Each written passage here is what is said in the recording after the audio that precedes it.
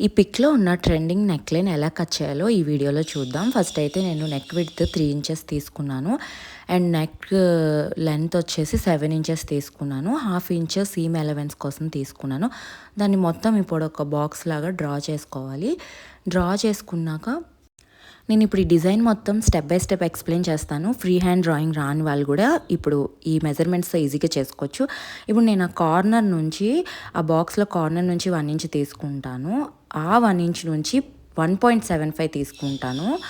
దాని తర్వాత 1 ఇంచ్ మళ్ళీ కింద నుంచి దానికి ఒక లైన్ వేసుకొని 1 ఇంచ్ కింద నుంచి తీసుకుంటా. ఈ 1.75 మార్కింగ్ నుంచి ఒక లైన్ పెట్టుకుంటాను ఆ బాక్స్కి.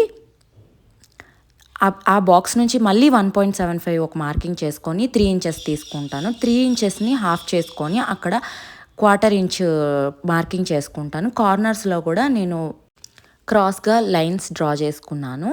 ఇప్పుడు ఇక్కడ నుంచి కూడా నేను ఒక 4 లైన్స్ అంటే హాఫ్ ఇంచ్ కంటే 1 లైన్ తక్కువ.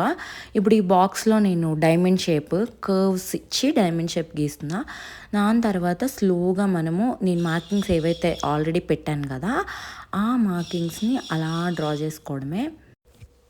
సో ఏదైతే మనకి నెక్ లైన్ షేప్ అయితే పిక్లో ఫస్ట్ చూసాం కదా, ఆ నెక్ లైన్ షేప్ని అలా డ్రా చేసేసుకోవడమే నీట్గా. ఫ్రీ హ్యాండ్తో కూడా అంటే ఫ్రీ హ్యాండ్తో రాని వాళ్ళు ఇలా స్టెప్స్తో ఈజీగా చేసుకోవచ్చు, పర్ఫెక్ట్గా వస్తుంది. అండ్ 1 ఇంచ్ తీసుకుంటాం కదా, 1 ఇంచ్ కూడా తీసేసుకొని నెక్ లైన్ కట్ చేసేసుకోవడమే.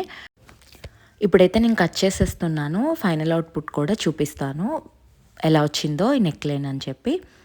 సో ఇప్పుడు రీసెంట్గా బాగా ఈ నెక్ లైన్ ట్రెండింగ్ కాబట్టి ఎవరైనా కుర్తీస్ డిజైన్ చేసుకుంటే తప్పకుండా ఈ నెక్ లైన్ని ట్రై చేయండి. అండ్ ఈ వీడియో నచ్చితే ఫాలో